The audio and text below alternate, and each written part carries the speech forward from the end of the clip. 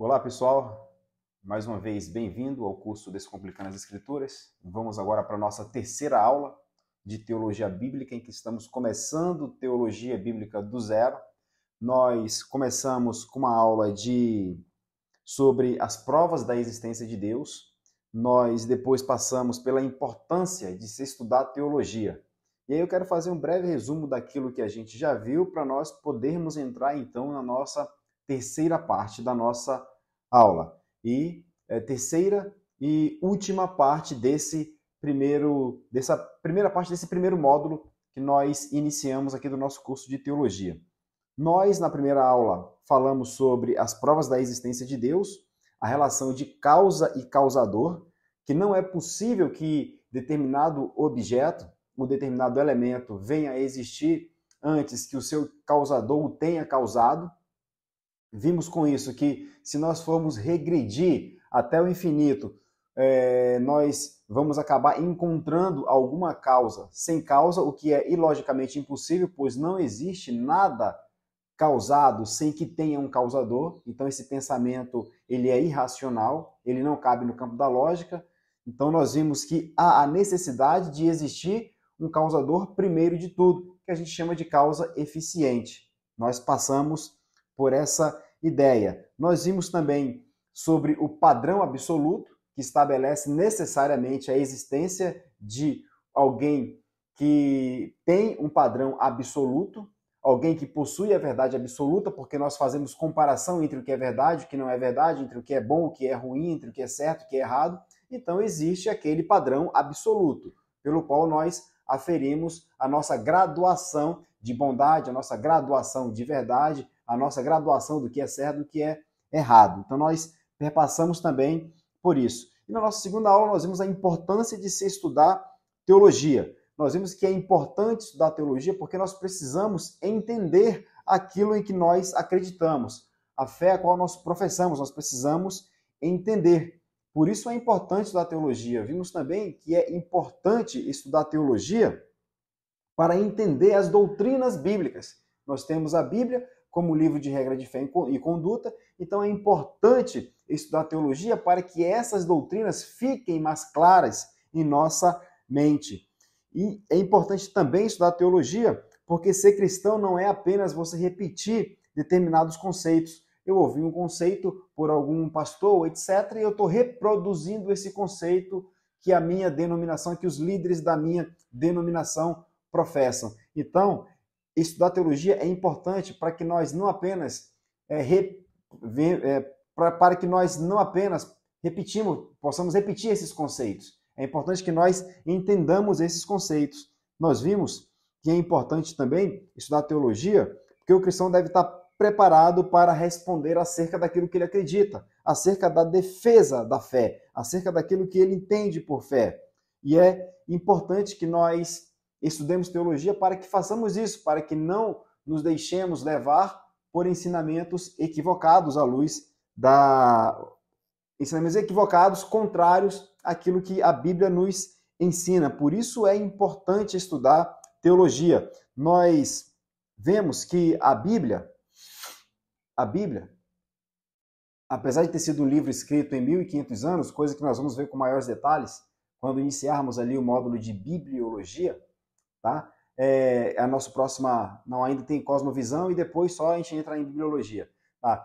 Ela foi escrita, apesar de ser escrita em 1500 anos, por 40 homens, ela trata de uma unicidade, que é uma das evidências da sacralidade do livro, uma unicidade temática. Ela vem desde o Antigo Testamento preparando o caminho para a vinda do Redentor, né? E aí tem a manifestação nos Evangelhos, a proclamação em Atos dos Apóstolos, tem também a explicação da obra do Redentor nas cartas e depois a consumação. Tá? Então nós vimos que é importante estudar teologia. Nós citamos inclusive um texto de Paulo aos Coríntios, aos cristãos de Corinto, em que diz assim, a letra mata, mas o espírito vivifica.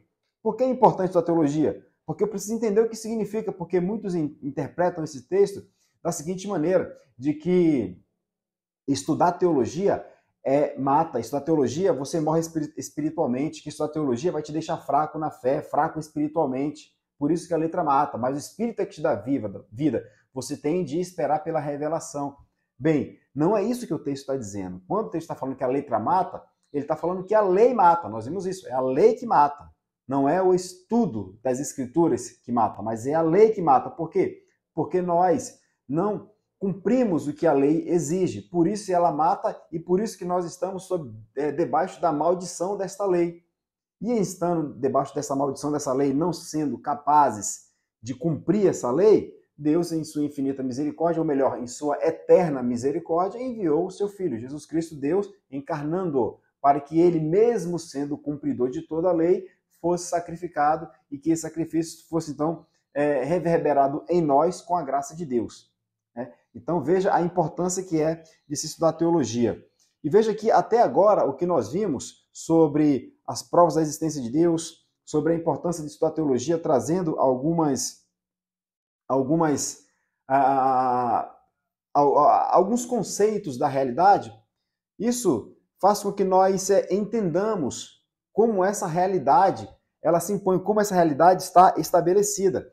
E nessa nossa terceira aula agora eu quero trazer a nossa terceira parte, que é sobre as revelações, os tipos de revelação. Quais tipos de revelação nós temos? Nós já vimos que é impossível Deus não existir. Ora, se é impossível Deus não existir e esse Deus existe, então nós vimos também que é importante estudar acerca desse Deus. E como se estuda acerca desse Deus? Por meio das suas revelações.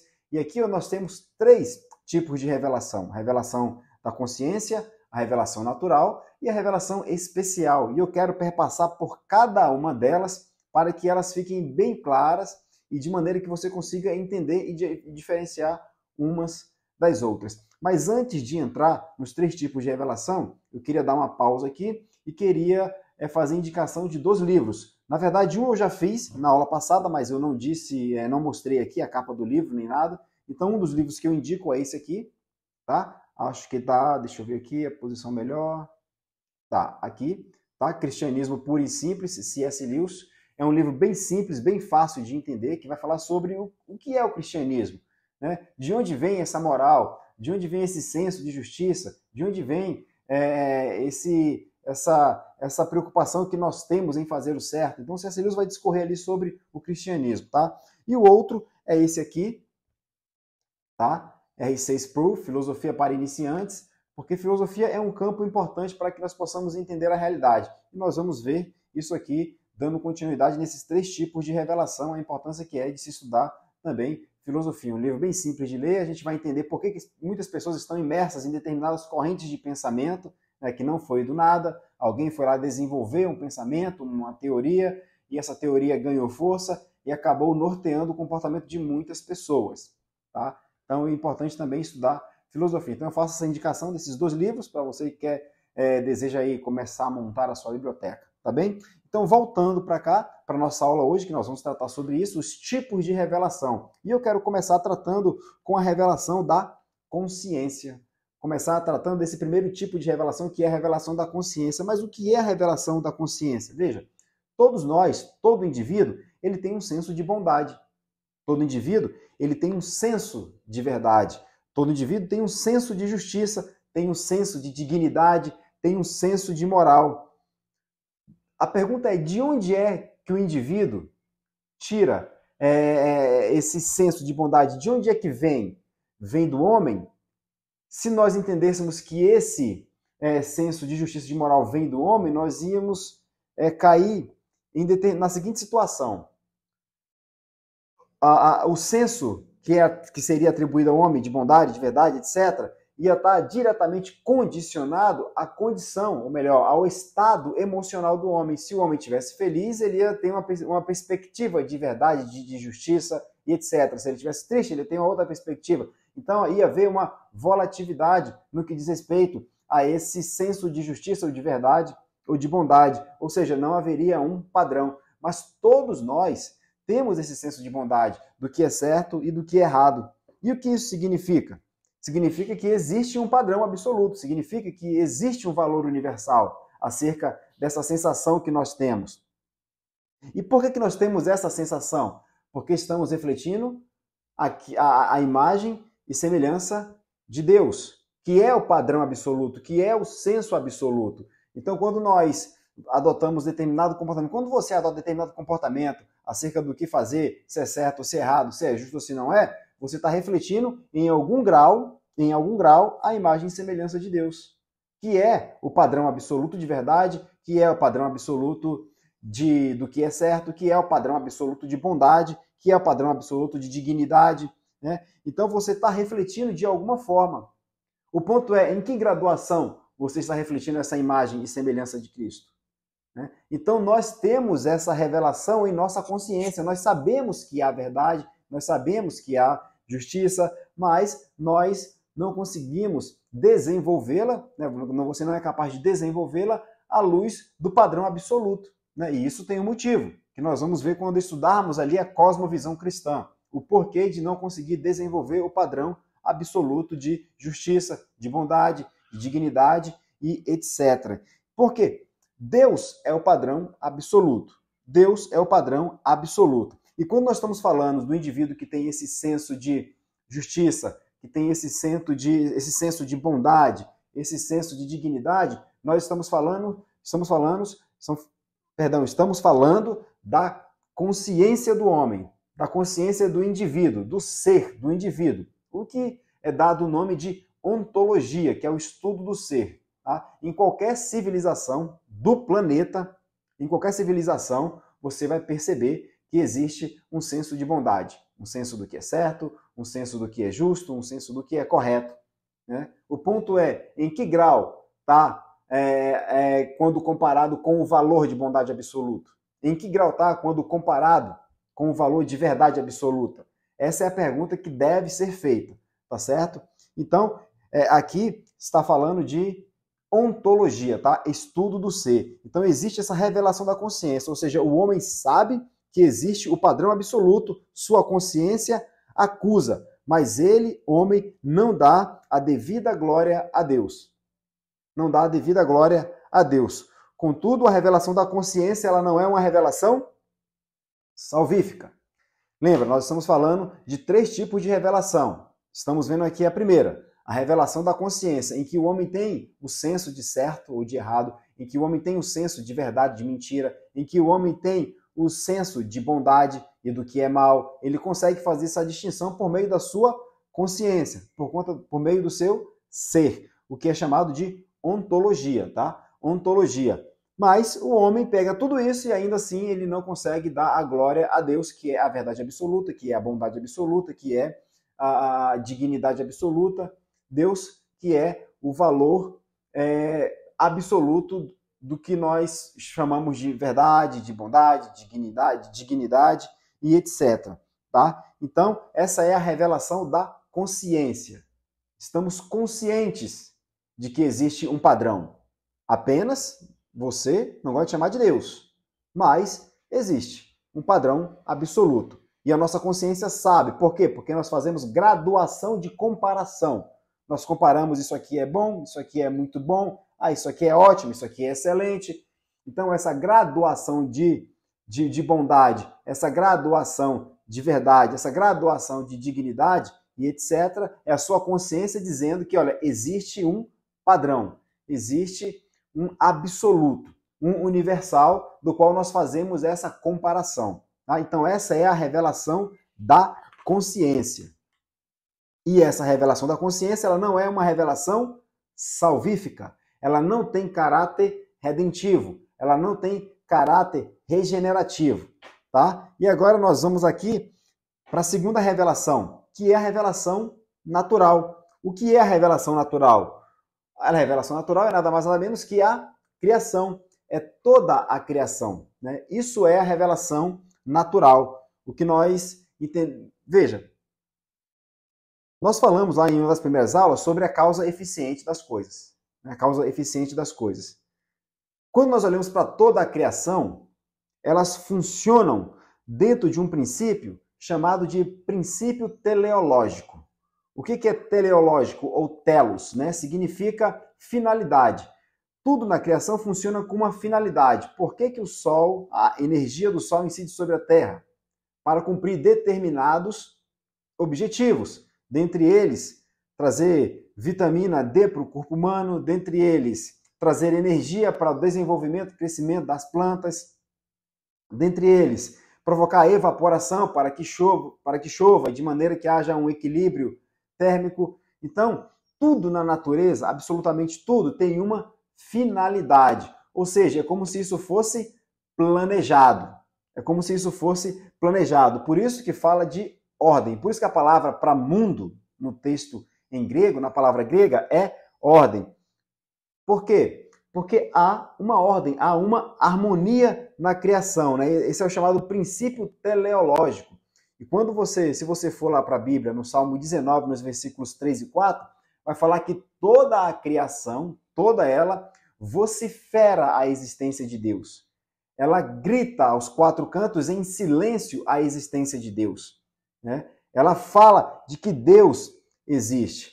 E ainda assim, o homem não dá glória a Deus. Por isso que Paulo vai falar no primeiro capítulo da Carta aos Romanos que todos os homens são indesculpáveis, porque vendo a criação gritar em silêncio que Deus existe, eles não dão glória a Deus. Eles fazem da criação, pegam parte da criação e fazem ídolos para adorar a própria criação e esquecem-se do Criador.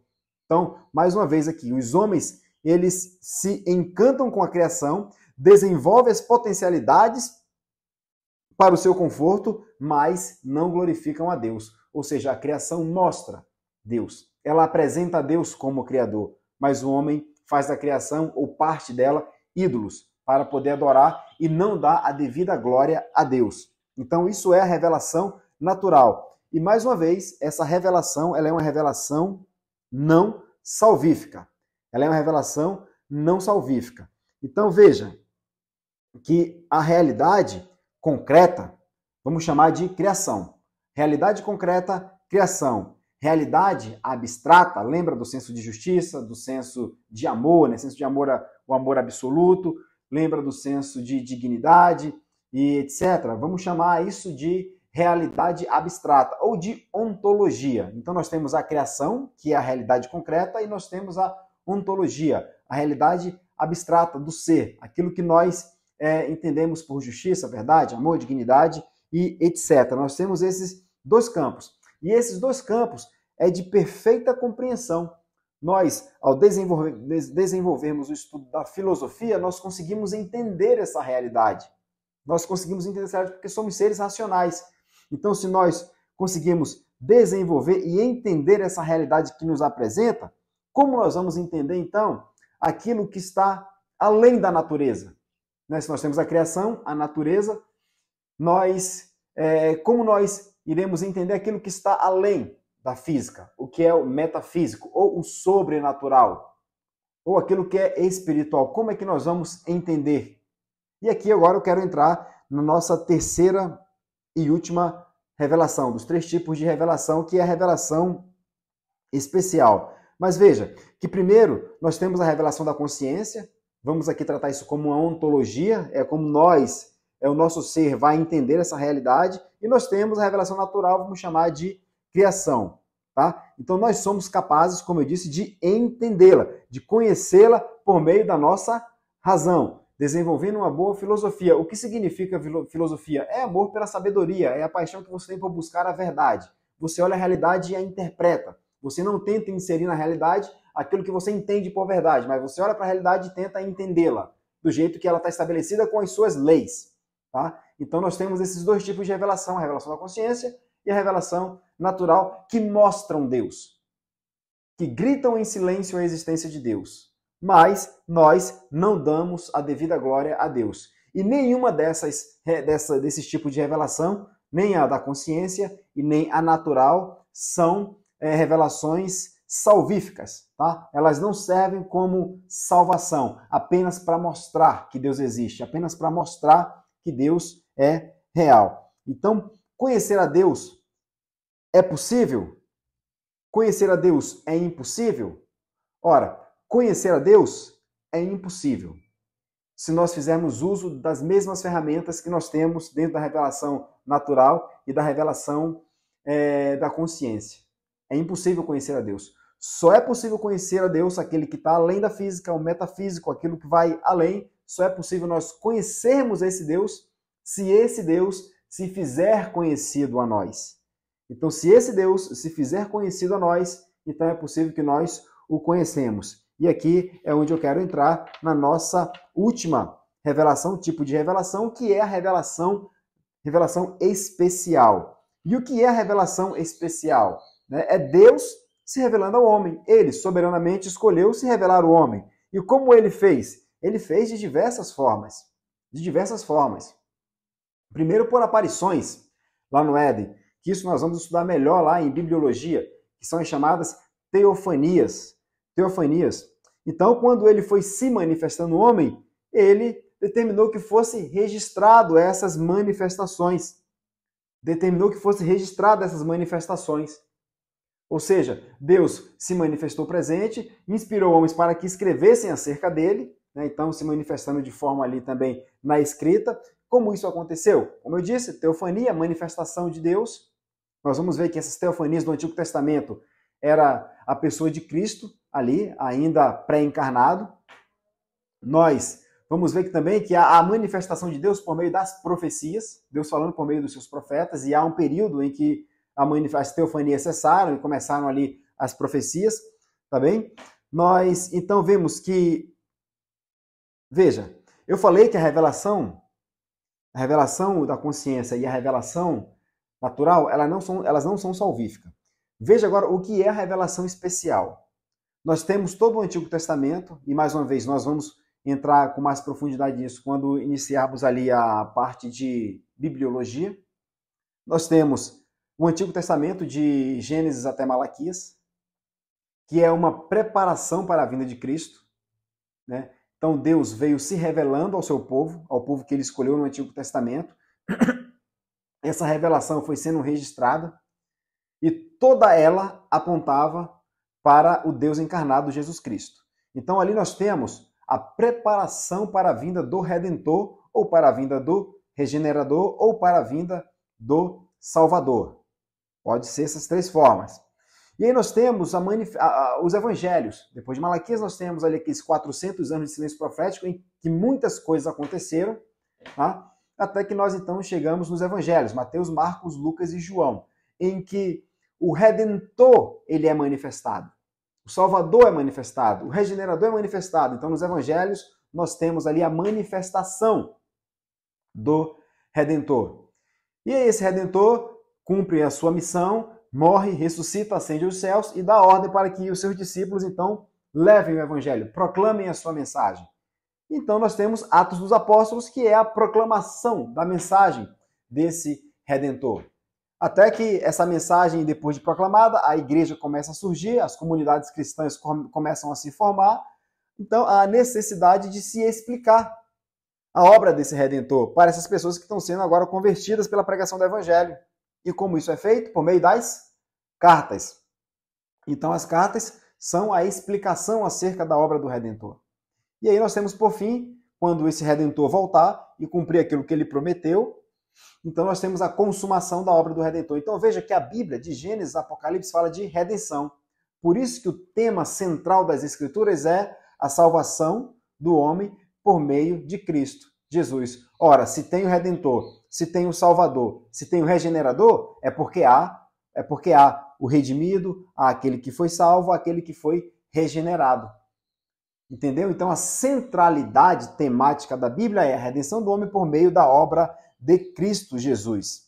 E aí, como eu disse, nós temos essas três formas de revelação: teofanias, que ela surgiu de Adão até Moisés, a aparição de Deus. Depois de Moisés em diante, nós temos as profecias. E depois nós temos a manifestação do próprio Deus encarnado, Jesus Cristo. E quais são os aspectos da revelação especial de Deus que nós podemos aqui trazer? Primeiro, Deus se revela com propósito. Ou seja, há um propósito na revelação de Deus, seja na teofania, seja por meio da profecia, seja na pessoa de Cristo. Né? Há um propósito. Né? E vamos já ver qual é esse propósito. Tá? Então, qual outro propósito, outro aspecto? Segundo, se revelou de maneira progressiva ao longo da história. Lembra que a Bíblia foi escrita em 1500 anos? Deus e a história, quando começa na criação, até a morte de Jesus Cristo, e ressurreição e ascensão. Então, Deus foi se revelando ao longo da história. E 3, todas essas formas de revelação estão registradas nas Escrituras. Todas as formas de revelação em que Deus o fez, seja por meio de teofania, seja por meio de profecia, elas foram registradas. E se Deus se revela com um propósito, que propósito é esse? Qual é esse propósito? Quando nós falamos de propósito, lembra da centralidade temática da Bíblia? Qual é o tema central das Escrituras? A salvação do homem por meio da obra de Cristo. Então, qual é o propósito da revelação? O propósito é a salvação do homem por meio da obra de Cristo, seja no Antigo Testamento, seja no Novo Testamento. E a isso, nós vamos em bibliologia dar-se o nome de organicidade da revelação. A Bíblia ela tem caráter historicamente orgânico, que significa que em cada momento da história em que Deus se revelou, foi suficiente para aquele povo serem salvo por meio da obra de Cristo. Por quê? Porque Cristo é o Cordeiro morto antes da fundação do mundo. O plano já havia sido feito da redenção do homem na eternidade. Tá? Mas são assuntos teológicos. Lembra da importância da teologia? Sobre as doutrinas bíblicas? Então aqui tem uma delas. O que é o Cordeiro morto antes da fundação do mundo? Como é que eu entendo isso? Como é que o pacto foi feito na eternidade? Como é que isso funciona? Importante da teologia. E aqui, na revelação especial, nós estamos diante da revelação salvífica. E como é que essa revelação salvífica acontece? Por meio da pregação do Evangelho. E quem é que vai trazer o entendimento? O Espírito Santo, que então vai te convencer do pecado e da justiça, e você vai ser convencido, então, de que você carece de salvação. Tá? Então, somente a revelação especial tem caráter salvífico. Ela é salvífica. A revelação da consciência, não. A revelação da natureza, a revelação natural, não. Somente a revelação especial que tem caráter salvífico. Então, quando nós chegarmos lá em bibliologia, nós vamos ver como essa revelação se deu, o que é inspiração, o que é iluminação, são alguns conceitos acerca da revelação registrada de Deus. Tá? Isso a gente vai ver depois não na nossa próxima aula, porque agora a gente vai iniciar uma outra fase, que é a cosmovisão cristã. Como olhar para a realidade e entender essa realidade. Então nós vimos nessas nossas primeiras 3 aulas, a nossa primeira parte desse primeiro módulo, que é as provas da existência de Deus. Tá? Ora, em esse Deus existindo, por que eu preciso estudar acerca desse Deus? Nós vimos isso, então, a necessidade de estudar teologia. E nós vimos agora os tipos de revelação. Revelação da consciência, revelação natural e revelação especial. Sendo que a revelação da consciência e a revelação natural apresentam Deus, mostram a existência de Deus, vociferam em silêncio que Deus existe. E vimos a revelação especial, que essa tem caráter salvífico.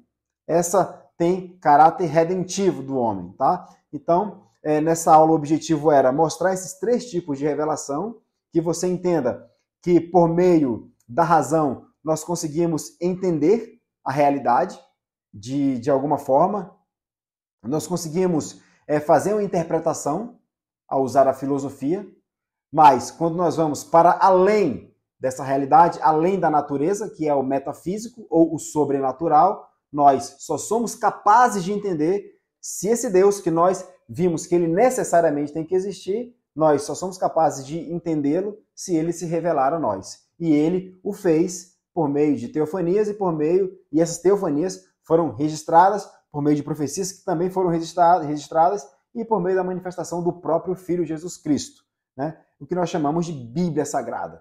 E aí, então, nós vamos conseguir entender esse Deus porque ele se revelou a nós.